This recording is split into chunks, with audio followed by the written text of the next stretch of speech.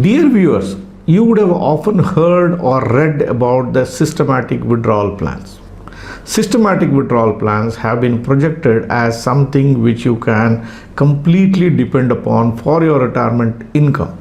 In this video, I am going to examine all the pros and cons of systematic withdrawal plans, and you can decide whether you can over depend on SWP to create your retirement income. This is NRI Money Clinic for you, and I am Dr. Chandra Khan, but your financial guide for a happy living.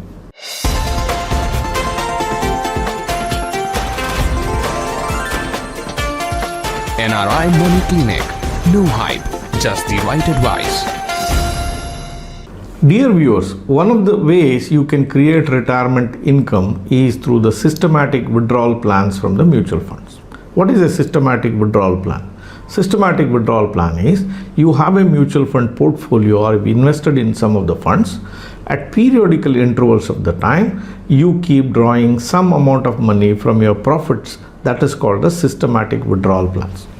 It can be something like a reverse of systematic investment plan. In a systematic investment plan, you put money into the mutual funds. In the systematic withdrawal plan, you withdraw from the mutual funds. Now, people try to depend on systematic withdrawal plans for creating their retirement income. Is there anything wrong in it? There is nothing wrong in it. But over dependence on systematic withdrawal plans to create a sustainable cash flow during your retirement years can backfire on you. The assumption of depending on systematic withdrawal plan depends on few assumptions. What are these assumptions? There are two assumptions people are making to depend on systematic withdrawal plan. Assumption number one, mutual funds will give you a very high rate of return of 12, 14, 15, 16%, or they put any number that fascinates them. Second thing is returns from mutual fund is a linear equation. That means like a bank FD, mutual funds will constantly give them a high rate of return what they have assumed year on year. Let us examine the facts behind these two assumptions and let's see whether we can depend on it or what care we have to take while we design your systematic withdrawal options for creating your retirement income. Assumption number one, mutual funds will give you a high rate of return. Is this assumption correct? The answer is yes, they definitely give you a high rate of return. But can you count on mutual funds giving you a 12%, 13%, 14% or whatever the figure you are looking at as something which you can depend on the mutual fund? The answer for this is no. Mutual funds will invariably give you a higher rate of return which is much higher than the bank rate, no doubt about it. But the returns from the mutual funds will come from capital appreciation.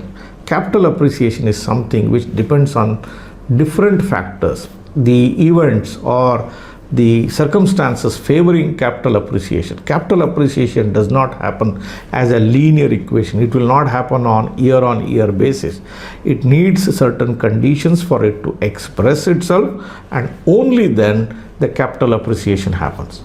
Capital appreciation happens because of various factors which are working behind it. For example, what is the growth in the economy? What is the inflation in the economy? What is the interest rate cycle? What is the sentiments of the general public to come and buy the assets?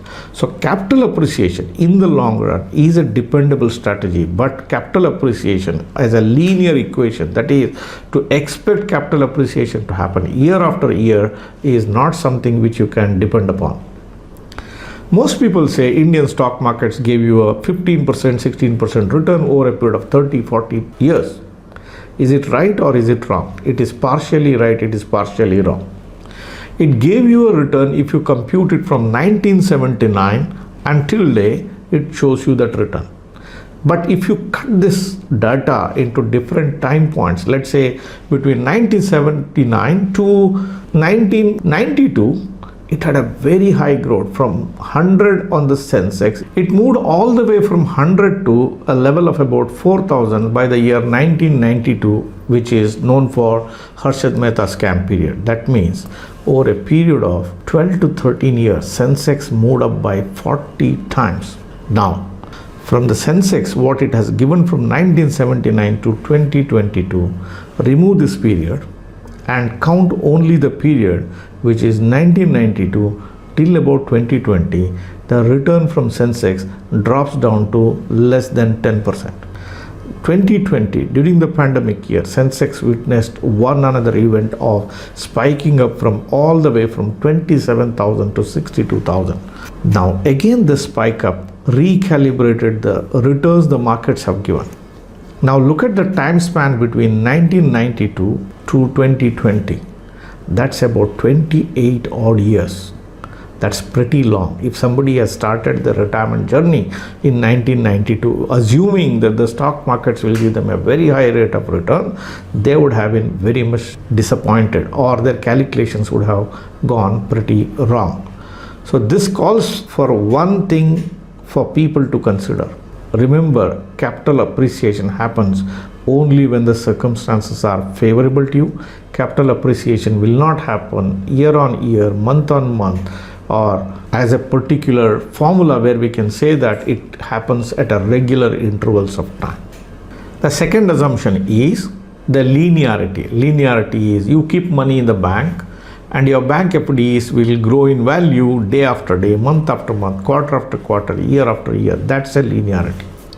In case of mutual funds, market may go through a spike up phase. Following a spike up phase, they may stagnate there, they may correct from there, and then again start their journey after some time. So there is no linearity when it comes to question of gaining returns from the mutual funds. You must understand this. If you are a retiring person and counting on an SWP from mutual funds, understand there is no linearity of returns which is coming from mutual funds. Many people do this mistake. They think, they look at a fund and say this fund has given me 14%, and think and compare it with a bank FD, telling that I put money in a bank gives me 5%, and I put this money in this particular fund, it gives me 13 and 14%. That 13 and 14% has come from capital appreciation, which cannot be dependent on a year-on-year basis. So do not read that if this fund has given you 14% return, it means to say going forward year-on-year the same fund gives you the same rate of return. That is not correct. Now let us look at what is the risks of over dependence on systematic withdrawal plan, or depending only on systematic withdrawal plan from the mutual fund to create your retirement income. Risk number one, you assume that the mutual funds will give you a very high rate of return. People compute at 12%, 15%. This is a flawed model, as I have said. How much of return a mutual fund scheme or a portfolio can generate is a function of capital appreciation happening. So there is no clear meter to say it will give you such a rate of return.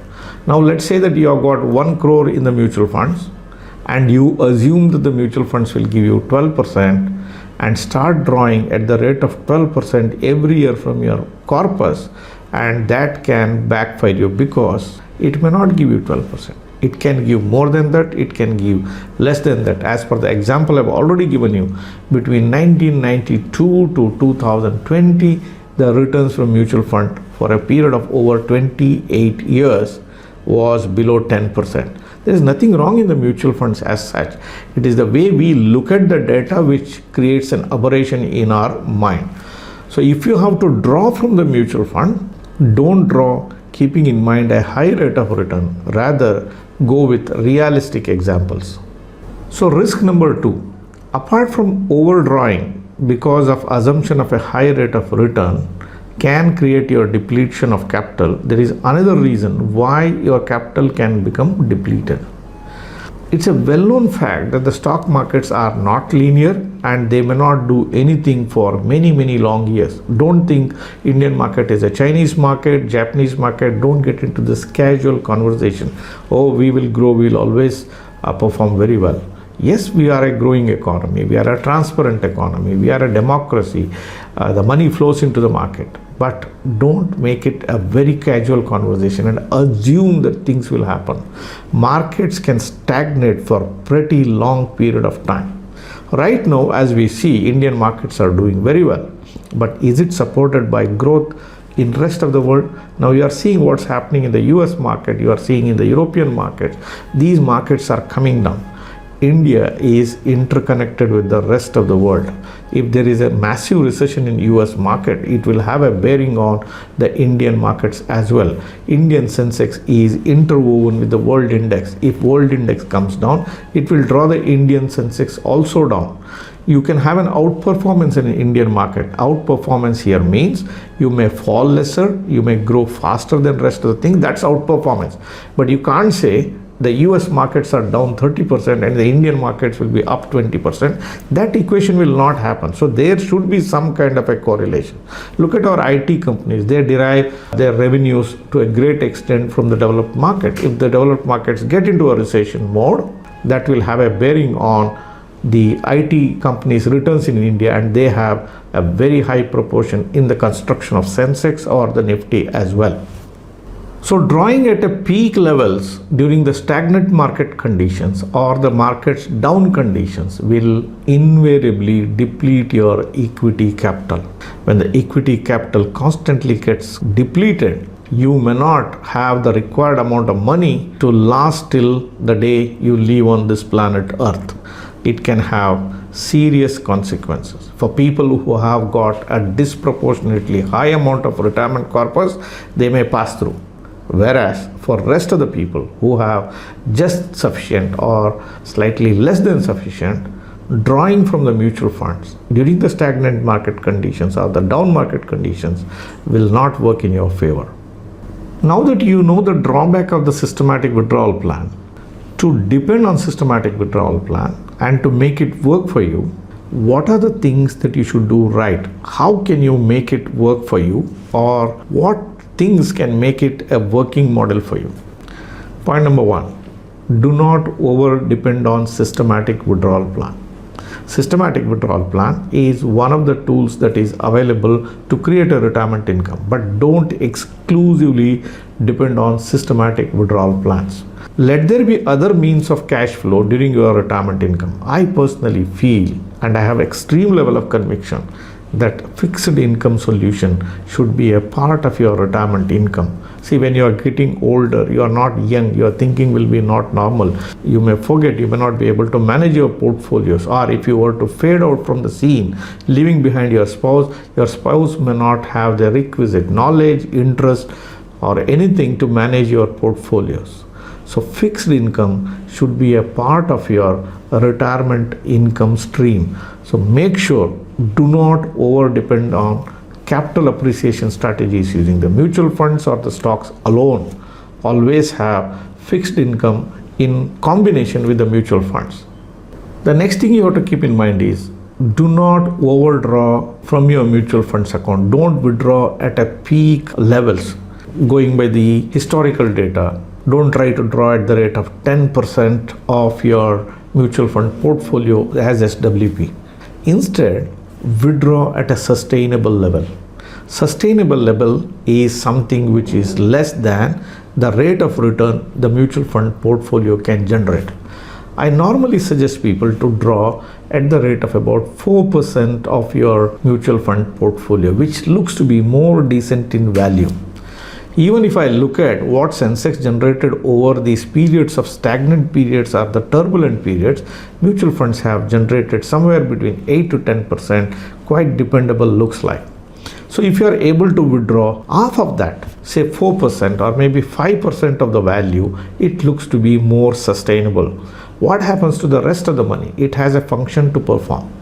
One, when you are drawing at lesser than 4%, you are making sure that you are not over depending or you are over consuming your mutual fund portfolio.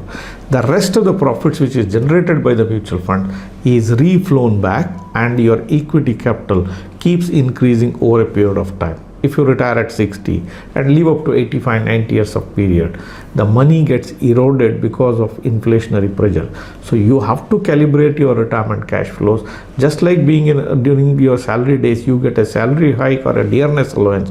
Even during your retirement years, every 3 to 5 years, you have to look at your cash requirement and see how your capital is growing and try to increase your cash outflow over a period of time. That is possible only when you withdraw at a sustainable rate and allow your capital to grow over a period of time. Now that I have told you the pros and cons of over dependence on SWP from mutual funds to create your retirement income, now let us look at a proper strategy to design an SWP during your retirement years. Number one, design a mutual fund portfolio which can give as much as possible less volatile return or more predictable return. When you build a mutual fund portfolio, you should consciously build a mutual fund portfolio, not picking up the scheme because they have given a high rate of return. As time comes for your retirement, trying to adjust your debt equity ratio or properly putting the debt equity ratio in your mutual fund portfolio, you can make your portfolios less volatile or you can make them more predictable in the nature of returns that they can create. So have proper asset allocation, which is extremely important. If you are well versed with how to create asset allocation, you can do it on your own. If you are not well versed with it, please take the help of professionals in this line so that they can design proper mutual fund portfolios for you. Start making the preparations for SWP 5 years before you retire. Let us say that you are going to retire at 60 years of age. Start making a preparation by age 55. What is the preparation you have to make? 5 years before, you start skimming off your profits from your equity portfolio and start keeping them in a separate fund. This separate fund should be something like a liquid fund, something like a low duration fund, something like a floater fund, something like a conservative hybrid fund. That is where you can skim off the profits and keep it aside. What is the benefit? The benefit is 5 years before, you are reserving the capital that is required to create a systematic withdrawal plan, and you have used the money which markets have given for you. Every year, look at what's happening in the market. If the markets are supportive year after year, keep doing the same exercise. It should be at least 5 years ahead of time. If markets are not supportive, you have a 5 years time horizon to wait for the market condition to turn favorable for you. If the market conditions are not favorable for you, any time during these 5 years, you keep postponing skimming of the profits to a level where the markets become supportive for you. Only when the market conditions become very supportive, that is the time you skim off the profits. Let's say that after the first skimming of the profits and for next 3 years, the markets did not deliver anything for you. Do not skim off anything from your equity portfolio at that point of time. Wait for it. In the 4th year, let's say the market gave you 20-25% up move. That is the time you have to skim off whatever is your 4% sustainable withdrawal rate, what I discussed till now, multiply it by 3 years of waiting, 2 years of waiting, whatever could be the periods where you have not skimmed off the profit, remove that money and put it in this designated funds.